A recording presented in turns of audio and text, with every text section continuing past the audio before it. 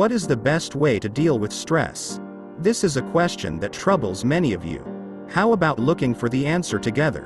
When we are looking for a way to cope with stress, we become more stressed when we cannot conclude. We tire ourselves even more and remain in a situation where we cannot get out of the work. First of all, we should know that stress is a situation that everyone is exposed to. Stress is a natural fear response to a negative situation. Our body always wants to protect itself and keep it safe. If there is a threat around us, our brain immediately gives an alarm. In this way, we have been living on Earth for thousands of years. In some cases, it can be harmful, while in some cases it can be beneficial. So what are the benefits? Have you heard of the oxytocin hormone before? Oxytocin is produced in the part of the brain known as the hypothalamus. Oxytocin is a neurohormone, regulates the brain's instincts. It pushes to engage in behaviors that will enable to establish close relationships.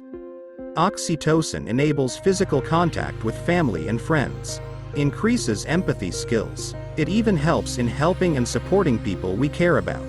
Now, why am I telling you this? The pituitary gland releases oxytocin in response to stress. In fact, stress is beneficial in a way. Another benefit was found in a study on mice. In studies on mice, they found that significant, but short-lived, stressful events caused stem cells in their brains to proliferate into new nerve cells that improved the mental performance of the mice when they matured 2 weeks later. According to this research, a certain amount of stress or difficulty regulates the brain and increases performance. We believed that stress is one of the wearing problems that we have to deal with in many periods of our lives, and we thought that stress causes many diseases. A study has changed the minds of even psychologists on this issue. One of the studies was conducted on 30,000 people and lasted for 8 years. Participants in this study were asked 2 questions.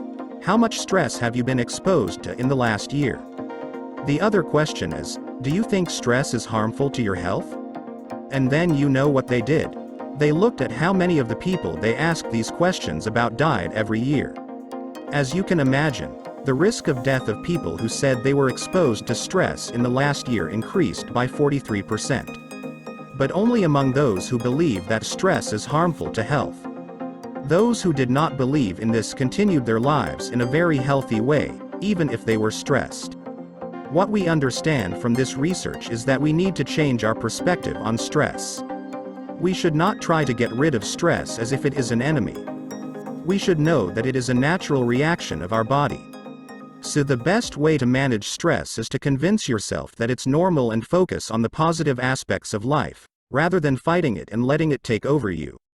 When you choose to see stress in this way, you will not only cope with stress but also exhibit an effective stance. Finally, let me tell you the growth story of the lobster. The lobster is covered with a hard shell. While the lobster is growing inside, the hard shell does not grow. After a while, the lobster gets stuck in the shell, which shrinks and becomes small, and cannot move. As it gets squeezed, the lobster gets tense, feels stressed, and wants to get out of its shell. He withdraws to a place where he feels safe, where he is in his comfort zone, and escapes from his shell, exhausted, perhaps painfully. Since the lobster cannot find a solution to this situation, it takes care of itself. It produces its new shell, grows, and develops at the bottom of the rock where it feels safe. This cycle continues as long as the lobster lives. If anyone could find a solution to the problem of a lobster stuck in its shell, it would always remain the same lobster. What triggers the development and growth of the lobster is the discomfort and stress it experiences. Now be calm, and think that stress gives you strength.